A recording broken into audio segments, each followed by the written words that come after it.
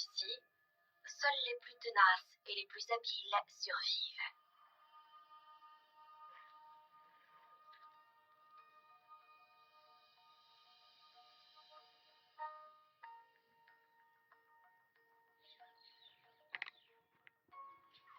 Dans ce lieu de contraste, la volonté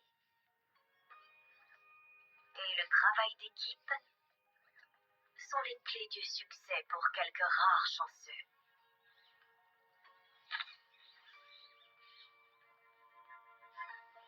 La cellule familiale s'avère être l'une des plus grandes forces de la nature.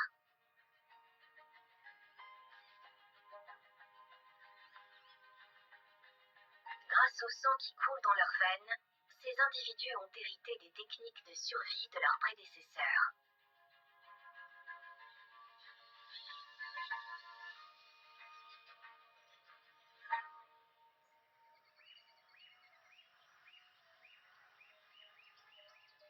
La réserve de chasse privée de Juma offre un paysage de savane remarquable, capable de subvenir aux besoins de ses habitants tout au long de l'année.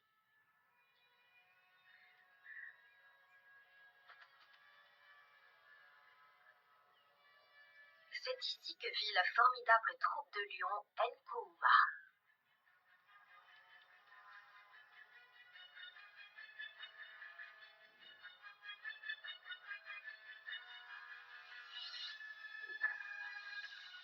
Ces monarques gouvernent d'une main de fer, assujettissant leur proie avec leur démonstration de force à couper le souffle.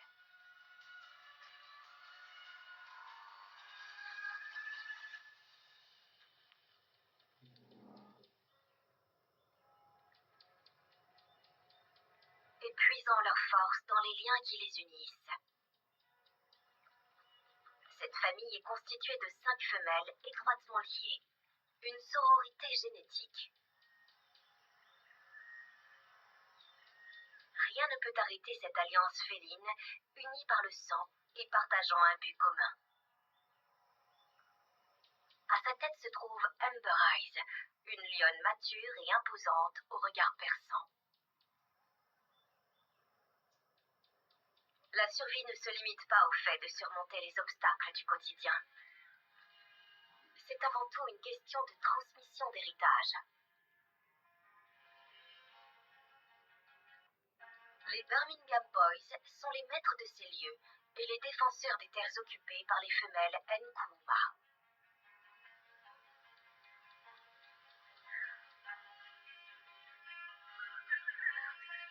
Les meilleures coalitions de lions ne sont pas uniquement constituées d'individus majestueux. Il s'agit bien souvent de partenariats durables, négociés entre frères ou compagnons de portée, et unissant leurs forces afin d'offrir un front uni face à l'ennemi. Ensemble, les Birmingham Boys ont marqué cette région de leur empreinte. Ils constituent une présence menaçante que peu oseraient défier.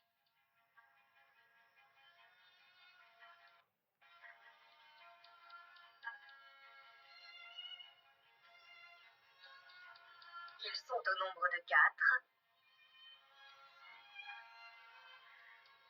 unis par des liens aussi impénétrables que leur territoire.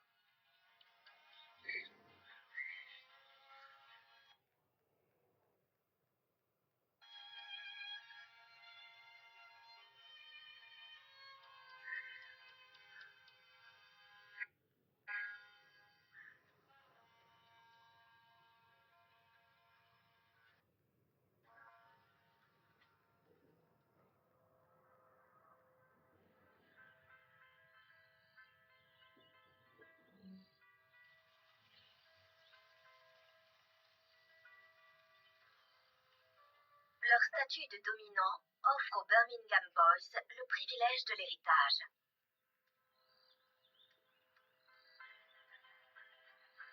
Au cours des mois précédents, ils ont montré qu'ils étaient tout à fait capables de défendre les terres du clan.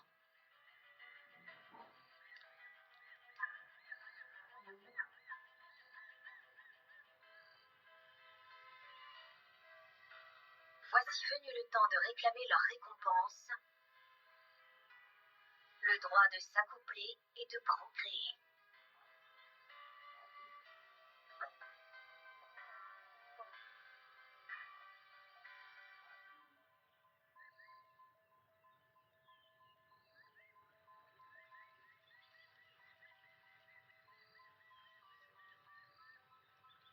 D'ici peu, la première portée de petits devrait voir le jour.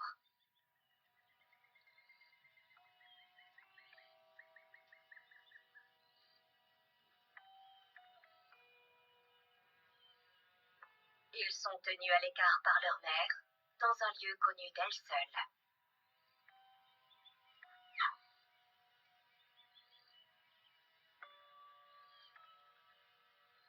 En privé, elle troque sa férocité féline contre une tendresse maternelle à toute épreuve.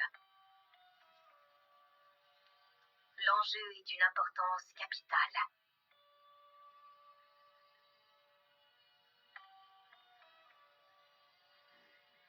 Ces nouveau-nés représentent l'avenir des Nkouma.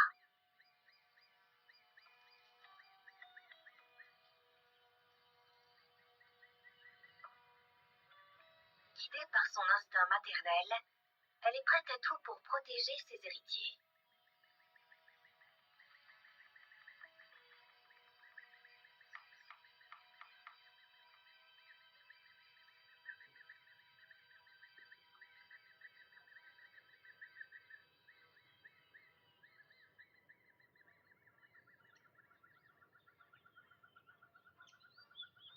Les lionceaux ne restent cachés que quelques semaines avant de s'aventurer dans le vaste monde.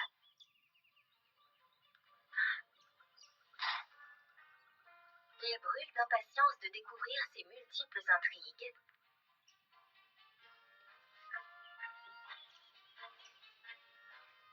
et de dépenser leur énergie débordante dans l'exploration et les jeux sans fin.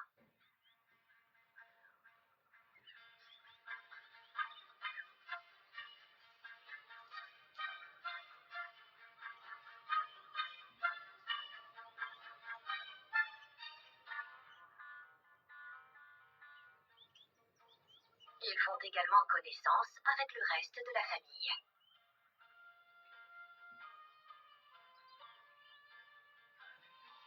Un lion n'est rien sans les autres membres de la meute.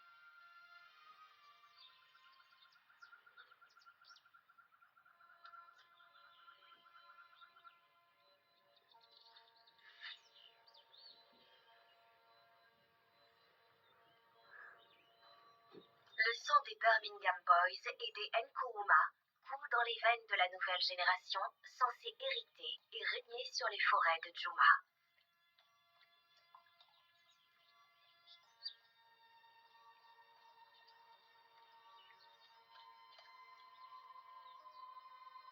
Leur héritage génétique est le résultat d'une combinaison puissante. Les habitants du Bushveld retiennent leur souffle en prévision de ce que l'avenir leur réserve.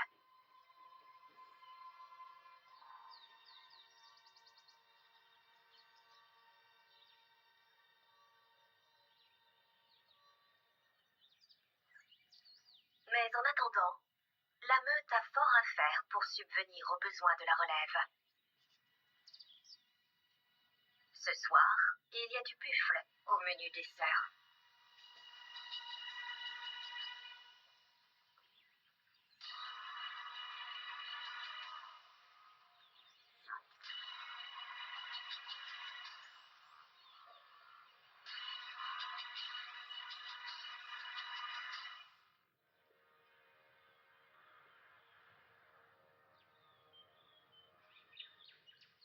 Un repas de famille est l'occasion idéale pour présenter la deuxième portée de lionceaux à la meute.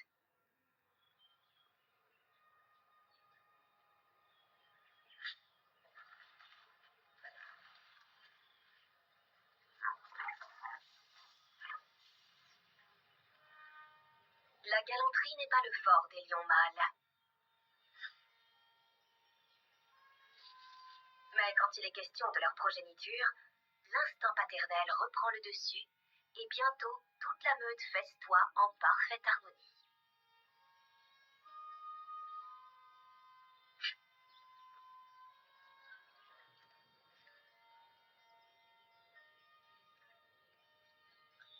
La panse pleine, la meute se laisse gagner par une douce somnolence.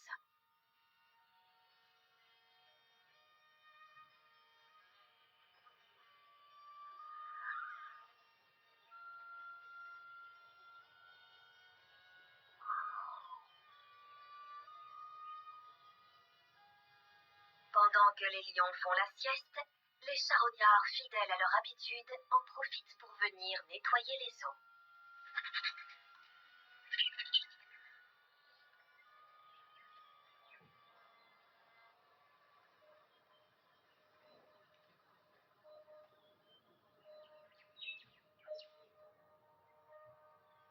Amber Eyes, la majestueuse, reprend son souffle après la course-poursuite et le festin qui s'en est suivi, comme bon nombre de créatures de ces bois.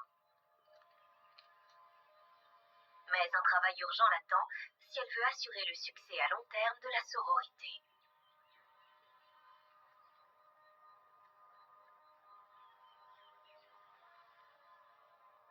Elle n'est pas encore parvenue à mettre au monde le moindre petit. Sa liaison avec un des Birmingham Boys devrait permettre d'augmenter ses chances.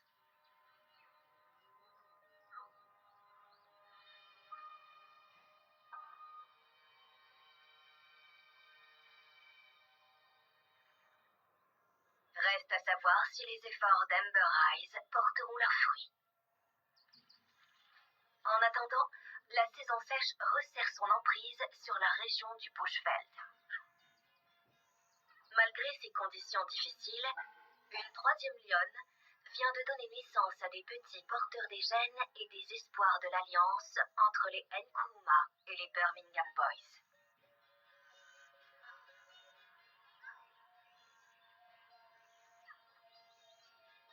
Le moment est loin d'être idéal pour venir au monde.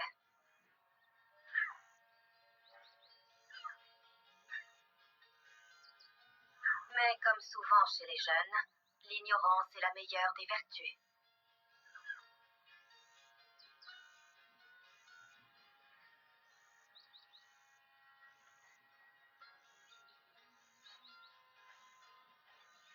Tandis que la sécheresse fait rage autour d'eux, les lionceaux disposent de provisions de lait en abondance.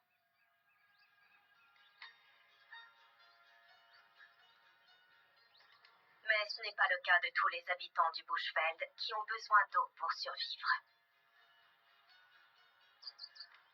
Pour eux, cette sécheresse persistante est une condamnation à mort qui les pousse à s'aventurer toujours plus loin.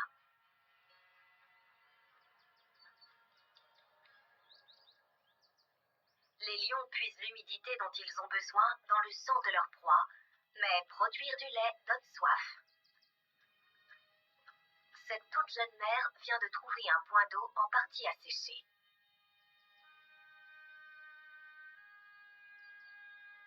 Compte tenu de la situation, cette lionne ne peut pas se permettre de rester seule trop longtemps. Elle doit retrouver ses sœurs au plus vite. Amber Eyes a beau être intimidante, c'est à elle que la jeune mère présente ses nouveau-nés en premier.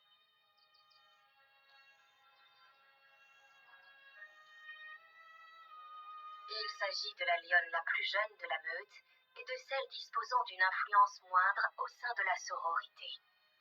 Si Amber Eyes accepte ses petits, les autres le feront aussi.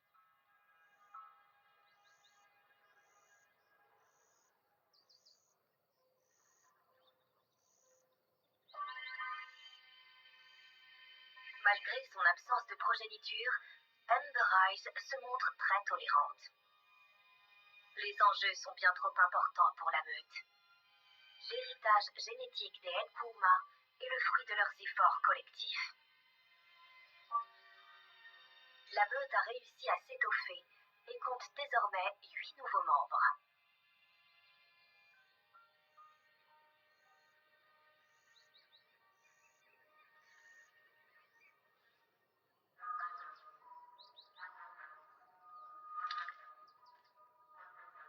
Les 4 Birmingham Boys viennent de débarquer à l'improviste pour une réunion de famille impromptue.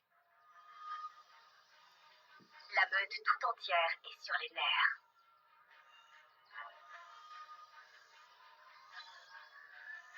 tous n'ont pas la même vision des choses. Les mâles ont l'habitude que toutes leurs demandes soient exaucées, tandis que les lionnes débordent d'instinct maternel et prennent leur rôle de protectrice très à cœur.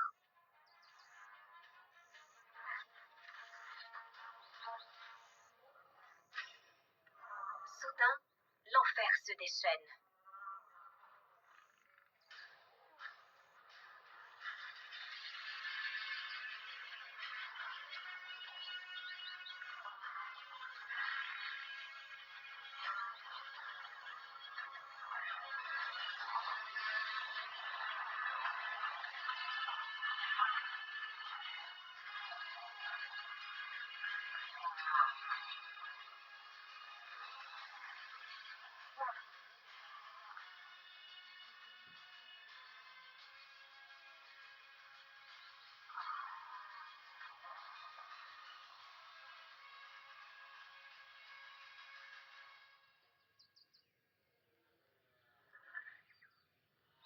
Cette altercation n'aura pas eu de séquelles physiques ou sociales. La prise de bec se termine aussi brusquement qu'elle a commencé.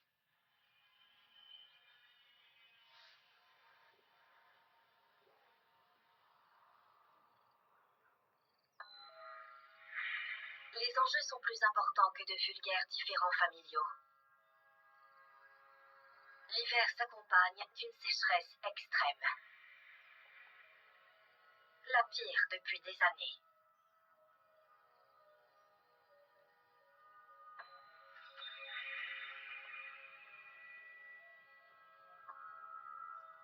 Les animaux de la région doivent employer des trésors d'ingéniosité pour trouver la moindre goutte d'eau.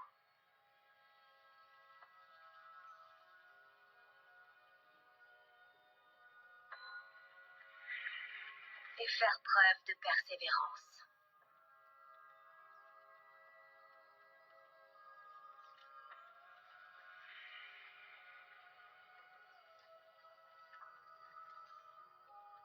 Mais ils sont nombreux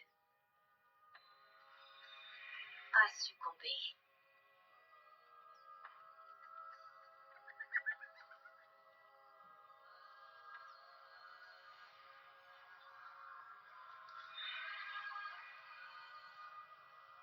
Les autres n'ont pas d'autre choix que de continuer à avancer en attendant la pluie qui finira bien par tomber un jour.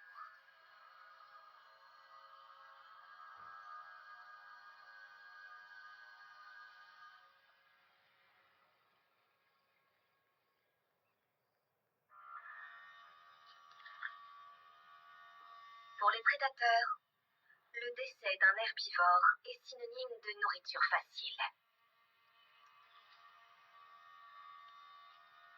Cette carcasse de buffle devrait permettre de nourrir les lions pendant plusieurs jours.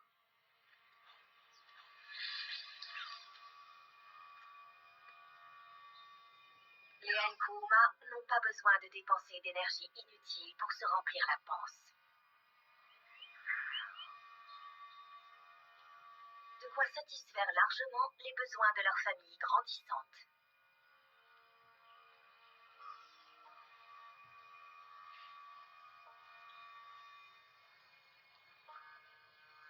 La chance semble être de leur côté en cette période de grande adversité.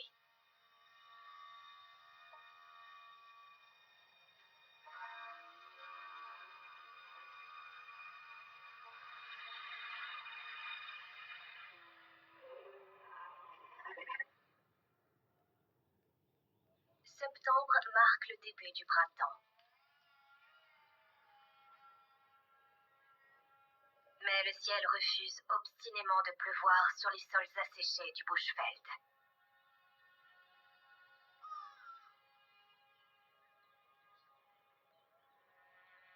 Les jeunes Nkuuma ignorent tout des difficultés que la région traverse. N'ayant jamais connu la pluie dans leur courte existence, ils ne comprennent pas ce qui se passe.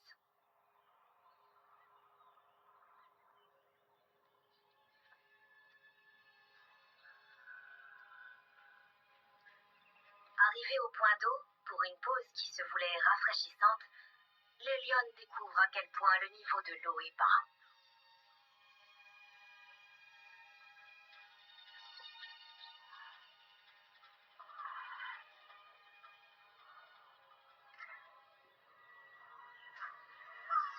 Mais c'est dans les moments difficiles qu'on reconnaît les héros.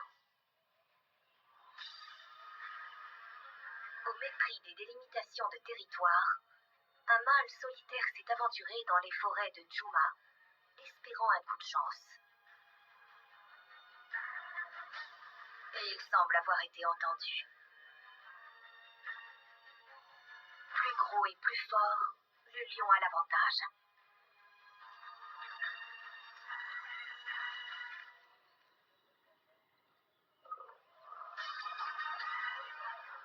Il tient à affirmer sa supériorité avec une force excessive.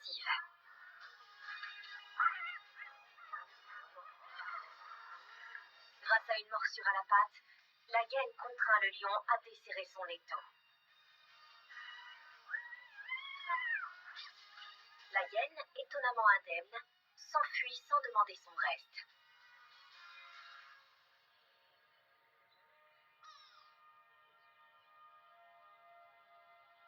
L'imposteur tient à faire brièvement étalage de sa suprématie avant d'aller déguster son butin.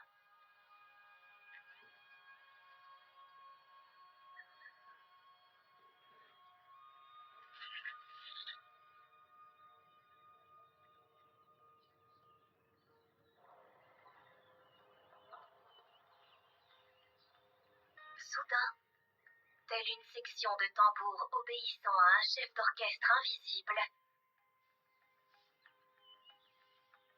les cieux s'ouvrent enfin.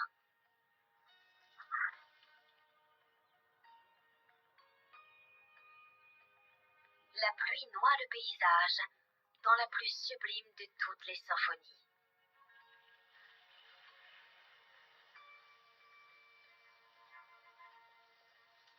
Impossible d'échapper au déluge pour le plus grand bonheur des créatures déshydratées.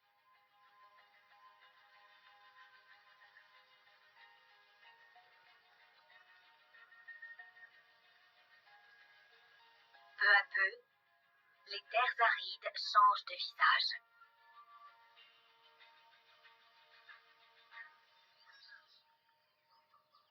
Leur marquage chimique effacé par la tempête, les Birmingham Boys s'empressent de consolider leurs frontières.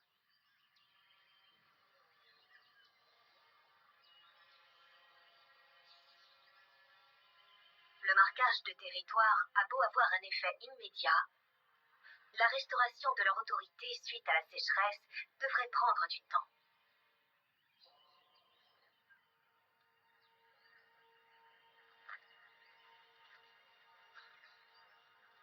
Affaiblis, les habitants du bush vont devoir attendre que l'herbe repousse sous leurs pattes.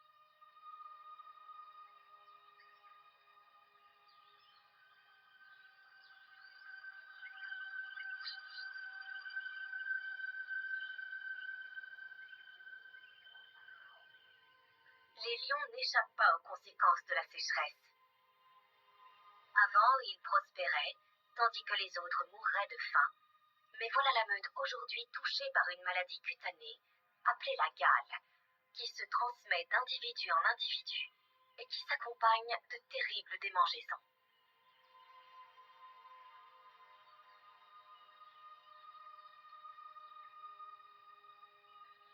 Dans le cas présent, être membre d'une meute s'avère être un inconvénient.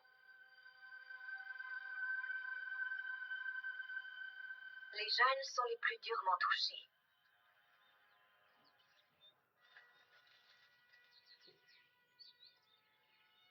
Le cycle de la vie continue. Les herbivores ont recouvré la santé, et les lions doivent à nouveau se démener pour trouver de quoi se mettre sous la dent.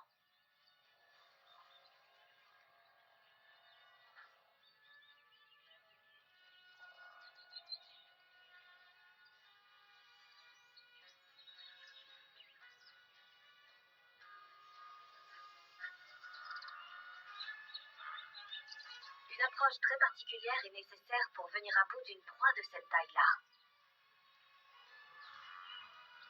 Les buffles ne sont plus les cibles faciles qu'ils étaient il y a encore quelques semaines de cela.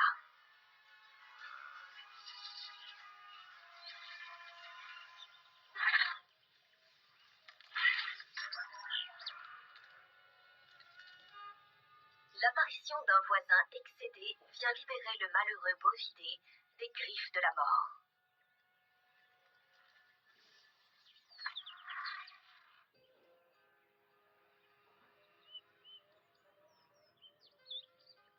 Malgré ces paysages verdoyants, les effets de la consommation excessive de proies dénutries pendant la sécheresse continuent à se faire ressentir.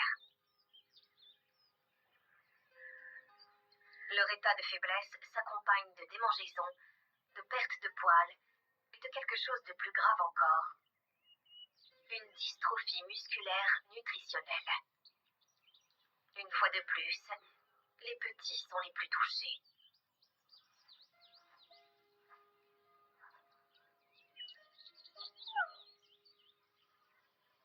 La léthargie laisse peu à peu place à la paralysie.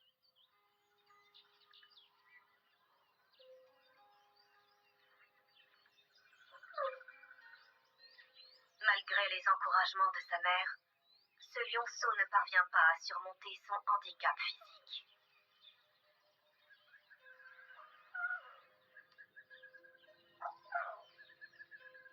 Réussissant à peine à donner de la voix,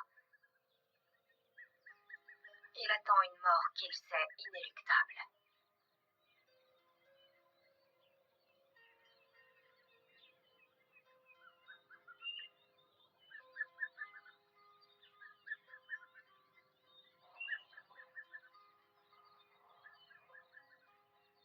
La meute doit composer avec la perte de 2 lionceaux.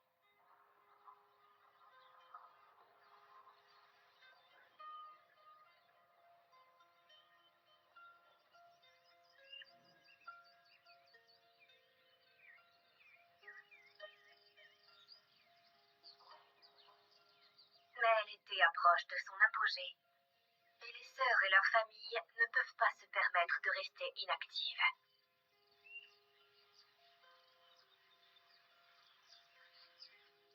La voie de la survie est unidirectionnelle. Elles doivent continuer à avancer coûte que coûte.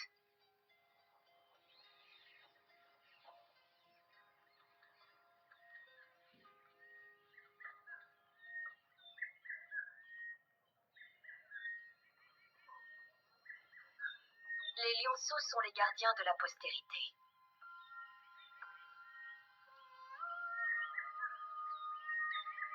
À travers les jeux et l'imitation de leurs aînés, ils acquièrent les compétences nécessaires.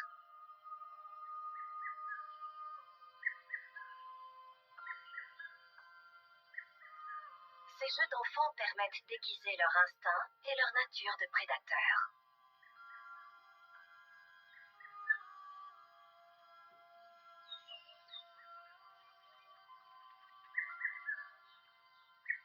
Bientôt, ils quitteront l'enfance pour entrer dans l'âge de la domination. Les futurs souverains de ces terres doivent se préparer à les défendre comme leurs prédécesseurs avant eux.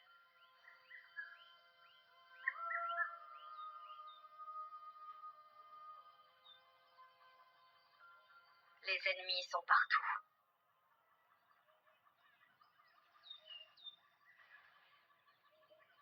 Et un territoire n'est sécurisé que jusqu'à la prochaine attaque.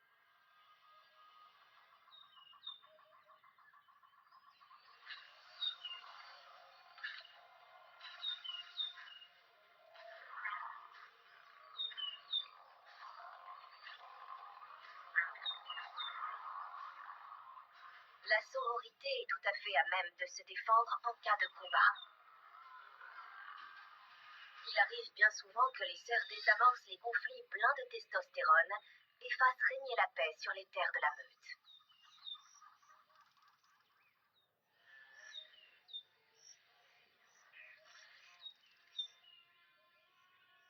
Et même si des rivaux viennent empiéter sur leur territoire, Les Birmingham Boys ont tout intérêt à étendre leur royaume et à annexer d'autres meutes et les droits de reproduction qui vont avec.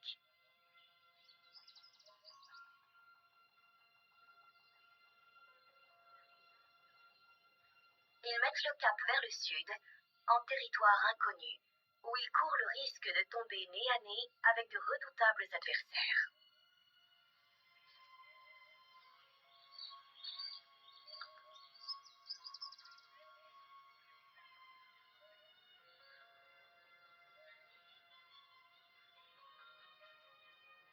Restant toujours à portée de voix, les Birmingham Boys effectuent une mission de reconnaissance de ces terres nouvelles et des perspectives prometteuses qu'elles laissent entrevoir.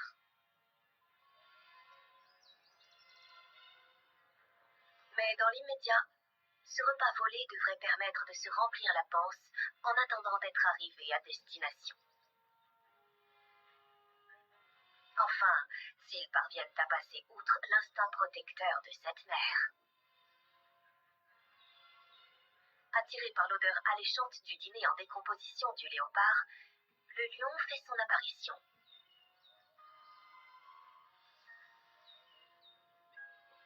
La femelle léopard préfère battre en retraite. Reste encore à maîtriser les lois de la gravité.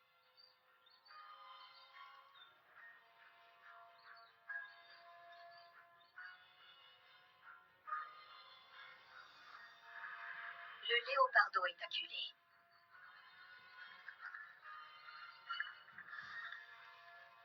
Heureusement pour lui, le lion semble gêné par son imposante stature.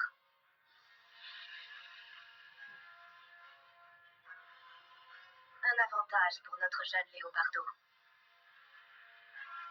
Mais il doit malgré tout tirer un trait sur son dîner.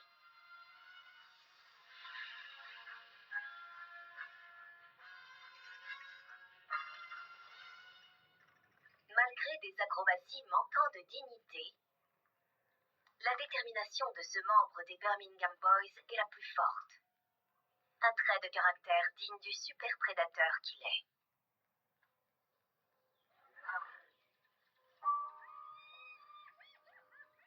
Le voilà qui déguste égoïstement le butin de son raid, pendant que les propriétaires légitimes, le ventre vide, courent se mettre à l'abri.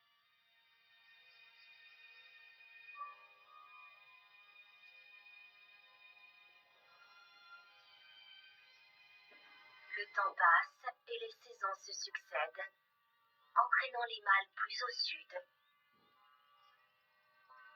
loin des Nkuuma et de leur lignée commune.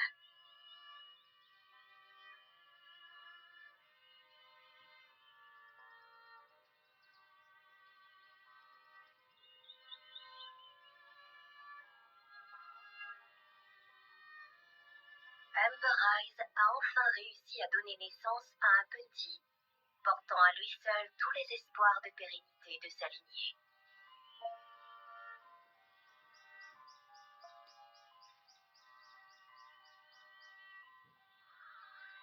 Mais étant donné le grand nombre de lionceaux au sein de la meute, ce dernier né est plus considéré comme un jouet que comme un membre de la tribu à part entière.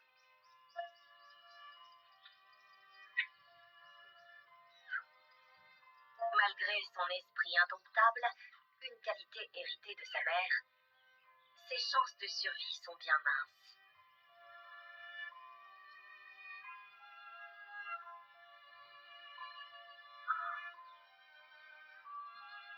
En l'absence des Birmingham Boys pour la défendre, Amber Eyes est prête à tout pour augmenter les faibles chances de survie de sa progéniture.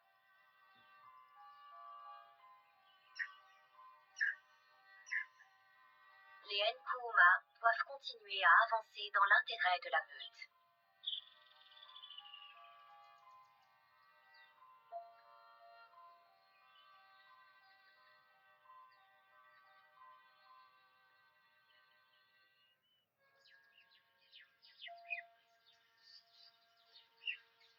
Les saisons vont et viennent. La meute semble plus épanouie que jamais. Les lionceaux sont devenus des subadultes.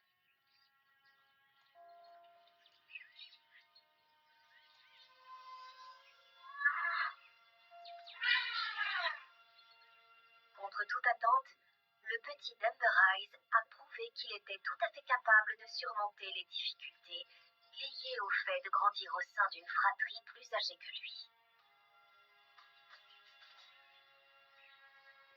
Et bien que ces corps en pleine croissance projettent une image de maturité, leur comportement frivole trahit leur penchant encore juvénile.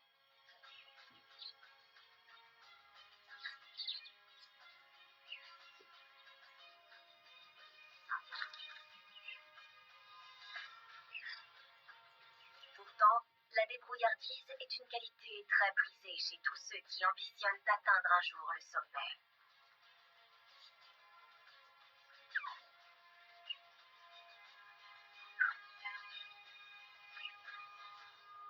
Mais quand une véritable opportunité se présente, ils s'y consacrent aussitôt toute leur attention.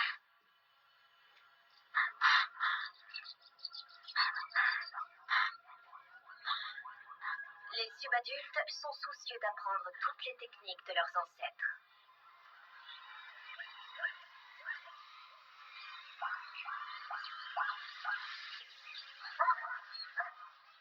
La leçon du jour consiste à fournir de quoi manger au clan et à protéger le butin contre d'éventuels voleurs.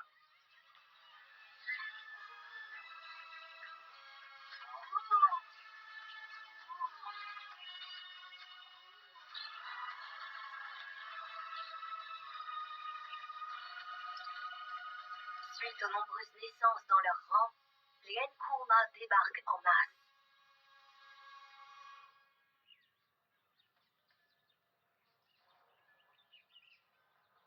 Après plusieurs mois sans aucune présence masculine à Juma, il y a du changement dans l'air.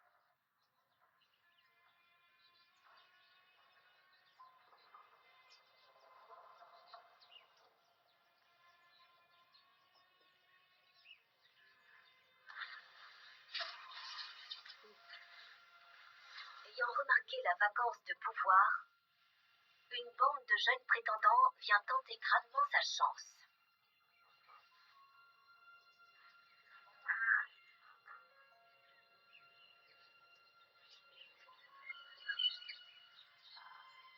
À leur arrivée, ils ne reçoivent pas un accueil des plus chaleureux.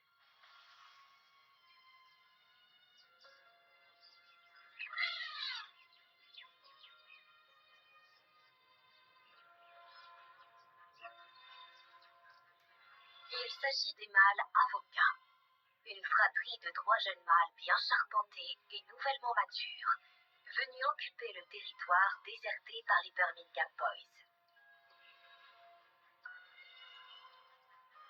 La coalition a hâte de faire ses preuves, mais elle ne rencontre pas la moindre résistance.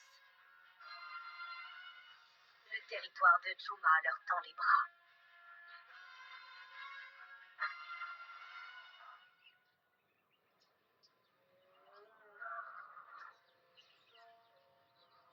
Afin de célébrer leur prise de pouvoir, ils décident de signaler leur présence en des termes non équivoques.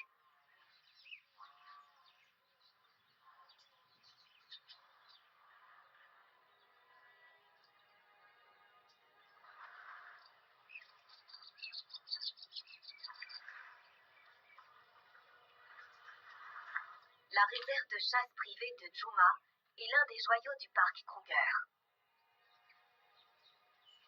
Emberrise et ses sœurs en sont les reines incontestées.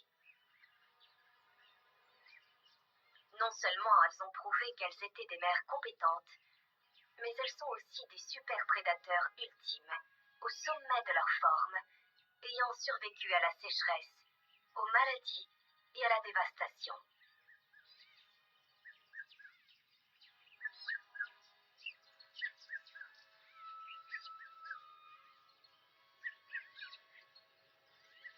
Et en digne reine, les sœurs sont venues négocier la paix pour leur royaume et leur famille.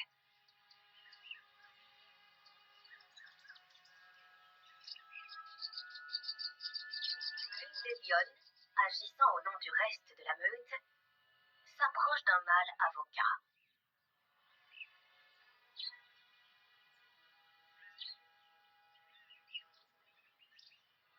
Elle s'empresse de le séduire, s'assurant du même coup de son affection et de son allégeance.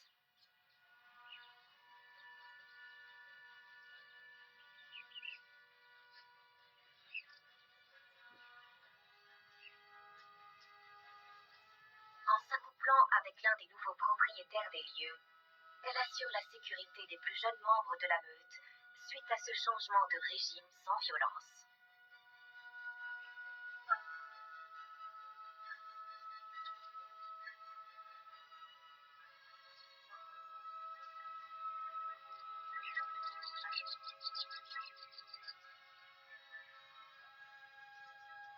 La dynastie des Birmingham Boys touche à sa fin, remplacée par celle des avocats.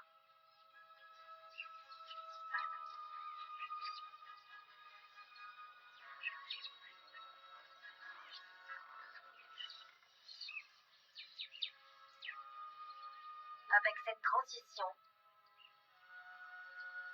une nouvelle lignée vient rejoindre celle des sœurs Nkunda.